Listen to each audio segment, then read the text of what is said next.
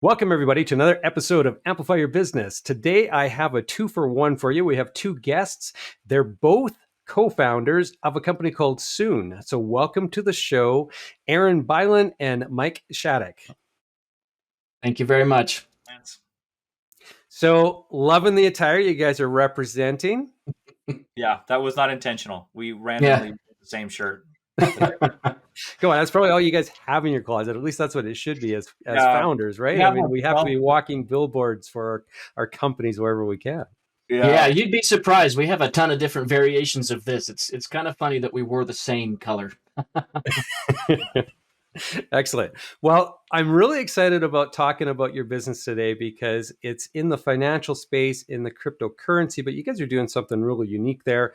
Before we get into that, though, I'd really like to hear your answer to this question, and that is, what do you collectively think are three things that every entrepreneur needs to know?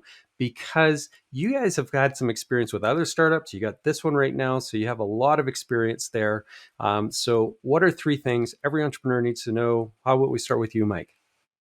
Yeah, so one thing that was really important to me that we realized later in the game than we should have is to not focus on perfectionism.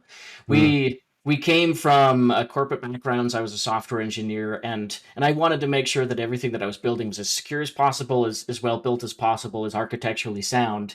And in reality, the best thing that we could have done is focused on getting the product out into the hands of customers, even if it was just in the form of beta testing, because that gives us the ability to learn what we don't know, and you can't figure that stuff out if you're trying to think about it ahead of time.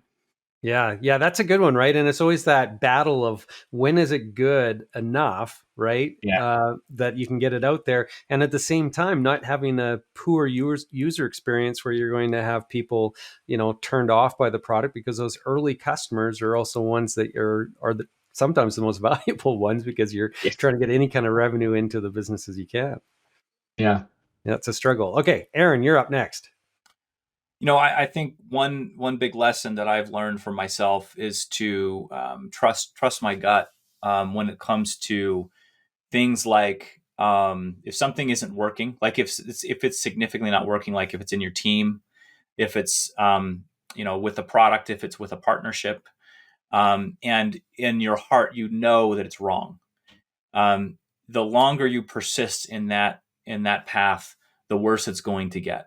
Mm-hmm. And so I have definitely learned, from sad experience that can really destroy you. It can destroy relationships. It can harm the business and slow down the business significantly.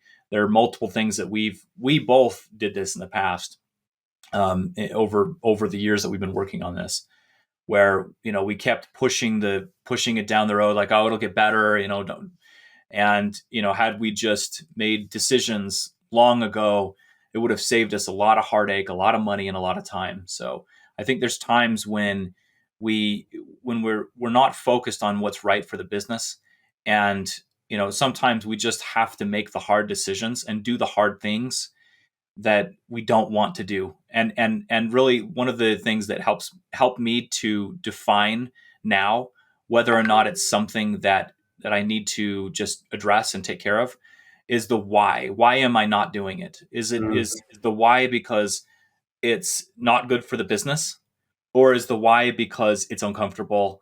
I'm afraid it's going to hurt a relationship. Those types of things. The business has got to come first. It has to come first before everything else.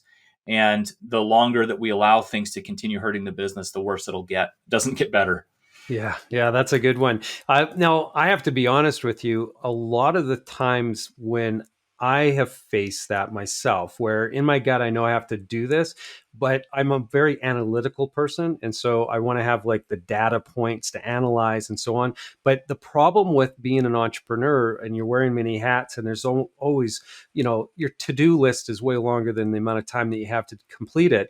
It's really easy, I find, to kick it down the road a little bit because I want to sit and think about it, but I can't find that time, or I don't intentionally carve out that time to really fully think it through and then make the decision. And so what I do, even though my gut tells me I should be doing it, I defer it into the future and then it just becomes a mess later on. I don't know. Is that relatable to you guys too? Yeah, I would say absolutely. It's funny that you say that because this is a Uh, conversation that Aaron and I have had many times. It seems like entrepreneurs that have doing it for quite a while start to get to a point where they're very practiced and very skilled at shooting from the yeah. shooting from the hip, and trusting their gut. Because the faster that you can make decisions, the faster you'll find success. And even if you make a decision that wasn't the right decision, you have to be very adaptable and very flexible. This is probably the thing that I would say is the third most important thing. Is you have to be extremely flexible on what happens. We've had to pivot a few times in our business. We've had to change decisions that we've made. We've had to change the product features that we wanted to have, and so being able to adapt to those very quickly is absolutely essential. Yeah. Excellent. Well, thank you for transitioning into the third one. And now, what I want to do though is I want to get into your company. So, tell me, what is it that Soon, what problem is it that Soon is trying to solve out there? Tell me a little bit about the business. Yeah, well, I mean, there's a lot of problems that Soon solves for people, and like you mentioned before, we're focused in kind of the investing space. We're in the fintech space, consumer fintech, and right now focused on cryptocurrencies. And if you look at the crypto economy as a whole, probably the biggest issue right now is adoption. It's something Mhm. like 80% of Americans that have never invested in crypto. So there's a huge amount of people that still aren't involved, and we're still very early. But if you look at the reasons why people aren't investing, obviously it's volatile, it's risky, and that's not it's a scary thing to get into. But one of the other, probably the second biggest reason is because it's so complicated.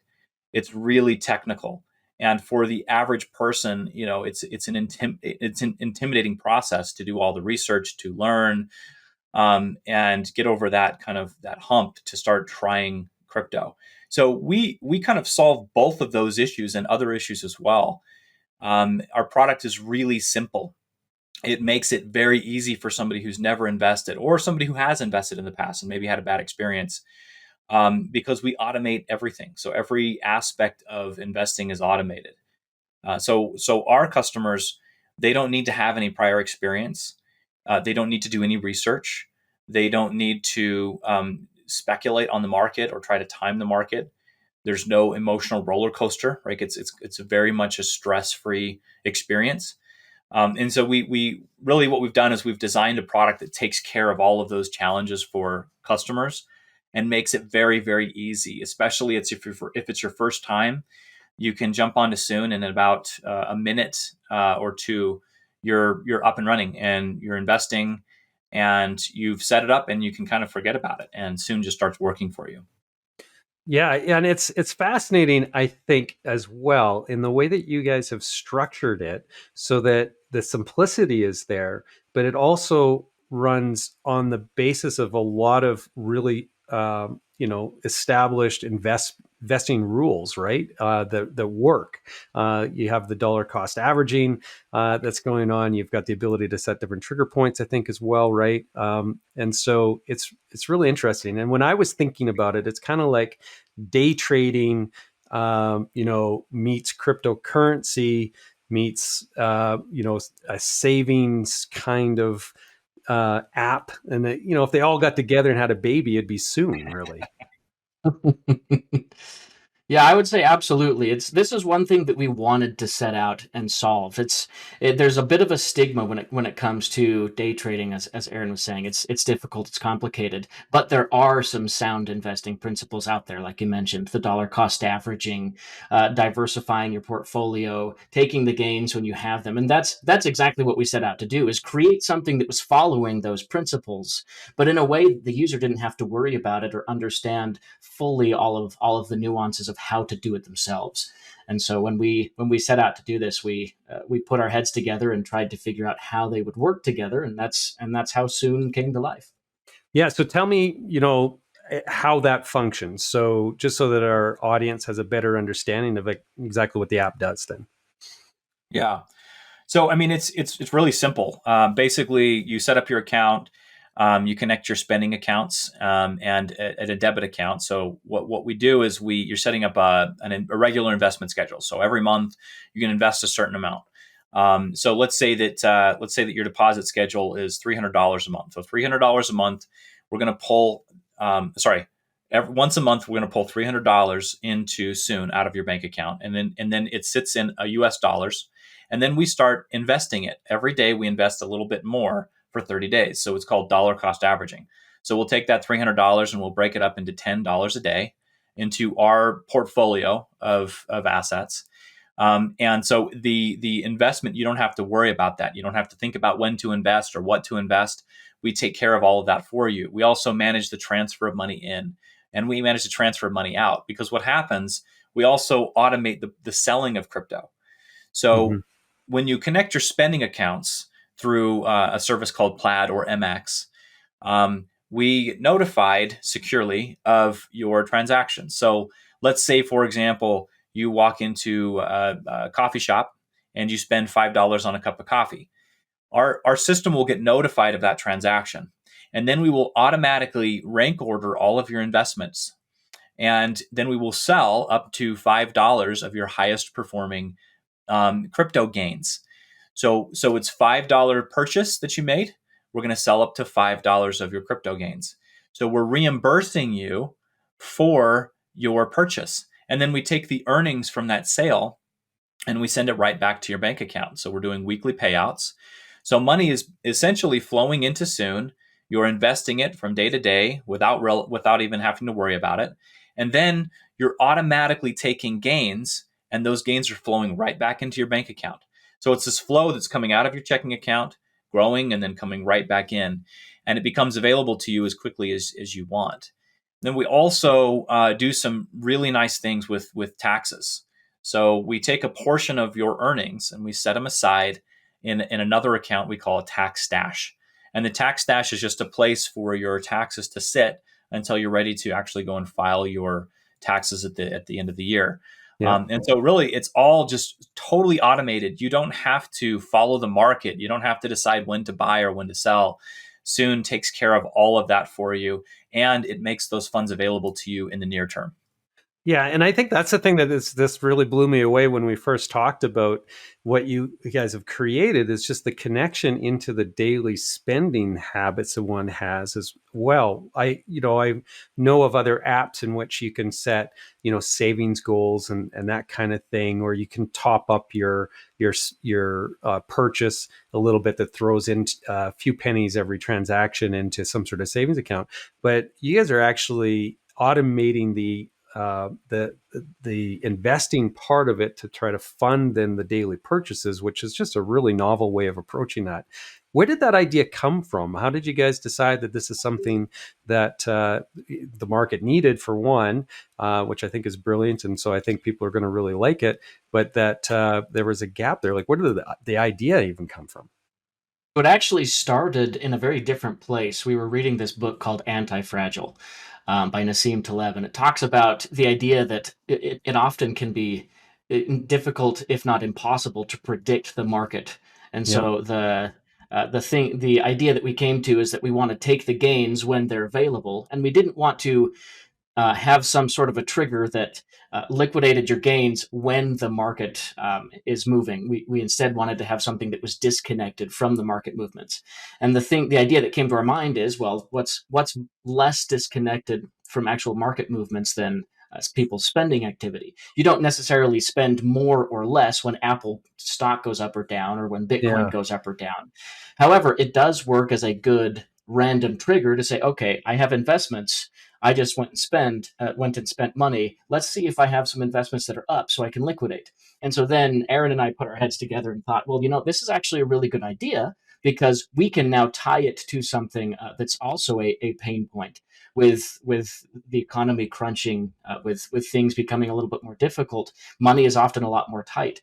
And so this gives us the ability to have some investment that's growing for us, but then directly going back into our account and increasing our ability to buy the everyday things that we need throughout the month. Yeah. Yeah. Yeah, it's absolutely brilliant. I really love what you guys are creating there. Now, you had told me before we hit the record button that this is not the where you thought you were going to be at anyway in terms of iterations. There was lots of iterations as you guys have been building out the product. So talk to me a little bit about that and just the resilience one has to have when you're developing something like this and trying to figure out where that development or pathway is going to take you, I guess. Mike, you should take that one. Yeah, so we originally thought that we were going to build a debit card. So we started to put the process together of releasing our own debit card because it's closer to your spend. We even had some iterations before that where we wanted to just be a like a gold backed market, but it changed so often because one of the things that we realized very quickly with the debit card is that there's a lot of things that you have to do with the partnerships that you have. The banking partner was absolutely essential. You had to have a lot of money to make sure that you could secure a banking partnership. We ended up getting into Y Combinator, the accelerator based out of San Francisco, and a strong sentiment from our advisors out there was that we needed to be able to release our product faster. It was taking us a long time, and so we did put our heads together and started to think, oh, what can we do to make sure that this is something that we can release a lot more quickly. And so we originally were going to release with a debit card. We were also going to release with stock. We switched and pulled the debit card out and made it so you could connect any bank to use your spending activity. And then also we switched away from stocks and into cryptocurrency because it was easier to integrate with. We didn't have to handle things like the day the trading day ending, weekends, buy it's like stock buys and things like that, and a handful of other regulatory pieces. So we thought we were going to be in a very different place, and I picture the same thing will happen in the future. As we always say, we're not sure that we have product market fit yet until we're actually 100% confident that we've reached it, and we're confident that we'll probably adapt and adjust and add more features and change things as needed to get to that point.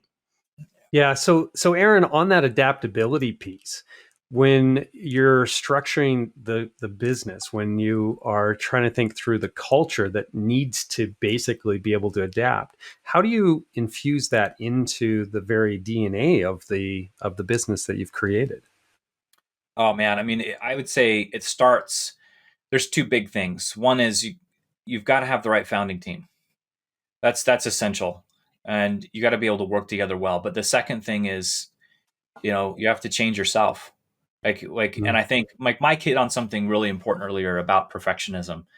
We have really had to change our ideals and shift what we think and what we want. Really, it's about, I mean, I know it's been talked about a lot, but Eric Ries, Lean Startup, those concepts are really just core. Like it's just living that, like it's your religion almost, like believing it deeply and letting it soak into your soul. Like you've got to get to something you can test as quickly as possible, and stop making assumptions about what people are going to want or what the market's what's going to work. And you got to get something out there, and then find ways to test it, and then you have to be able to measure it, like and know whether or not your measurements are working. And you have to do that as fast as possible. I can't tell you how much money we spent before we started to actually get something we could test, and we had to make changes internally to our culture, but it started with ourselves. And I think, early on, there was a lot of, I think one good sign as to whether or not you've made the cultural change is what is causing disagreements early on when you don't have a product, when you don't have any data. What are you fighting about as a founding team? Are you fighting about, hey, we need to get something out there and test it immediately? Or are you fighting about, like, no, I want this feature or that feature, right? Like that's a good indicator as to whether or not your culture is in the right place. And so, I think it just, a lot of it comes down to each individual founder has to change themselves and has to shed that off. What really helped us was going through Y Combinator. Frankly, like there were things that we knew we needed to change about our culture, and things that we needed to change about ourselves. And it was hard to do. And when we were left to ourselves, it was hard to get to that point. There were times where one person would be like, "We've got to get a beta out," and then that person would retreat and be like, "No, features." And then another person would come out, but it wasn't like all of us were there at the same time pushing for it. And once we got into Y Combinator, it was like, we were fortunate to have really smart people who we respected and we trusted, and we knew that what they said was basically right. And then they started pounding these things into us. And at that point, it was like, okay, we've got to shed all of the weight that is just holding us back. We've got to change our attitudes and our mental approach to things. We have to change from the core inside out. And that process of change was extremely painful. I can tell you that. It was so painful in multiple levels. We had to change our business. We had to rethink how our team was structured. We had to, rethink our personal attitudes and approach to things that we were excited about and passionate about. And we had to let go of things like that we cared about a lot that we really shouldn't have cared about. And we're still not there. Like I still think we have more change that needs to happen, but that's the path. I mean, the path really has to be mental discipline and commitment to those lean startup principles. Yeah.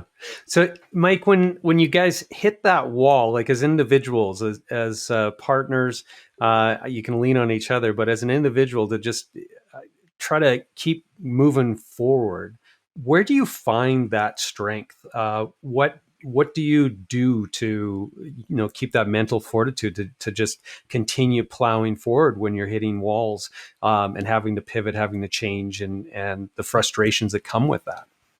I'm so glad that you asked this question. This is probably the reason that we're as far as we are right now. Right now is because I think Aaron and I have both figured that out. For me personally, it's my family. The whole reason that I'm doing this business and this startup is to put my family in a place where we're financially stable, that we're able to afford the things that we want to be able to do, and that drive right there makes it all worth it. Like we've spent years on this business, and I honestly could not have done it if I didn't have the support of my family. And if we ever get to a point where it is causing too much damage on the family, then it's time to adjust. And Aaron and I have had conversations like that before, where we know, hey, let's make sure that we're doing this for the right reasons. And it's those right reasons that make it all worth it. If you're not doing it for the right reasons, then you're much more prone to failure. Yeah. Yeah. Now you're both multi-time entrepreneurs. You've both had other startups. I'm curious, Aaron, why entrepreneurship? Why does that call you? There's a number of reasons. I think, and piggybacking off of that last question a little bit, one of the things that drives me is to build something that helps people or that has a positive impact on the world at large, and that's something that, like with Soon specifically and the product we're building, we know it has the potential to help a lot of people. And so that kind of is part of what drives that. But, I think, sorry, what was the question again? More around entrepreneurship and what drives you to be an entrepreneur. Yeah. Like Yeah. why choose the entrepreneurial path? Yeah. So I think part of it is, what I just said before, but also, I've been an employee of multiple different companies, and I think early on, I started watching the founders of those companies very closely, because they seem to they have a different path and a different life. And there's obviously many different potential benefits of financial freedom to a large extent, the ability to grow wealth very quickly, and then have the ability to do whatever you want with that wealth. But also, having the ability to blaze your own path and not be dependent on other people and feel like, you have some type of independence in this world. For me is very important. I look at startups kind of like almost like a vineyard. You have people who labor out there in the vineyard, and they're pulling the apples off the trees and everything, and they get to eat a few of the apples that fall off the tree. Um, but the harvest goes to the owner of the vineyard. And I always felt like with my jobs that I was working at, like, and they were generous to me, of course, but it was like I'm only eating the apples that are falling off the tree. I want my own vineyard. I want to have that harvest come back to me because I want abundance in my life, Yeah. to open up all kinds of opportunities and options, and have more control, basically, and choice. So I think there's a lot there. Earlier on, my dad kind of put in my head the importance of entrepreneurship, and we had a lot of little business, like family business things that we tried, and we would sell different things. He made us go door to door when I was a kid, which was terrible. I hated it, but it really taught me, that, like, if you want something, you've got to go out and get it, and you can create. You don't just have to be somebody who kind of depends on other people around you. You can actually go and create, use your creativity, and build something that can produce residual revenue, and produce value for your family, and even potentially for others, and your descendants as well. So those things are super motivating to me, to be an entrepreneur. One of the things that motivates me and what I love about being an entrepreneur, there are so many things, but one of them is instead of being a job taker, I'm a job maker, right? Like I get to create all these jobs and all these families that are now supported from the things that we're doing within our business, right? It's the creation of all of that ripple effect, which I think is just such a wonderful thing, as opposed to just being somebody who's taking a job. Yeah, it's building the future, right? Building something bigger, society, the economic engine, and everything else that goes along with it.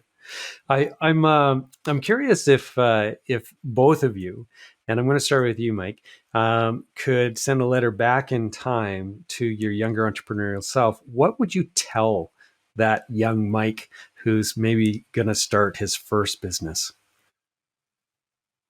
Oh, that's a really good question. I'd say one of the first things that I would say in the letter that I would write would be just release a product. just get something out there. We spent so many years trying to figure things out without releasing a product. And if we had just released something from the very beginning, we would have been able to pivot faster. We would have been able to get to revenue faster. We would have been able to realize that what we were doing is right or wrong faster, and we would have avoided years of heartache. Like Yeah, going back to the thing that I said earlier, where I'm doing this for my family. We went through years of time where we weren't exactly sure what was going to happen. It was all kind of up in the air, and it was always the promise of, oh, we're eventually going to release a product. We're eventually going to release a product. We're eventually going to release a product. When we finally did, and I when we finally did release a product, Aaron and I sat back and we're like, man, what an incredible feeling. We finally have a product out there that's making money. And the letter that I would write back to myself is that you should never ever have that feeling. You should never feel excited that after several years you finally released a product. yeah. Instead, it should be like, okay, I've got this really cool idea. Here's the smallest amount of stuff that I can do to make this right and to get it out and test it. And I'm going to get that out. And then the second thing that I would say is don't spend um, zero time on your own mental health and your own family health. You need Yeah. to make sure that you are in a good place, because you cannot be a good founder and you cannot innovate the way that you need to and iterate the way that you need to if your mental health and your family health are not in the right place. I'd like to dig into that one just a little bit more before we move on to you, Aaron. And so, what do you do, Mike, for the mental health aspect of it? So, how do you control or manage that? Sometimes it's important to just pull yourself out.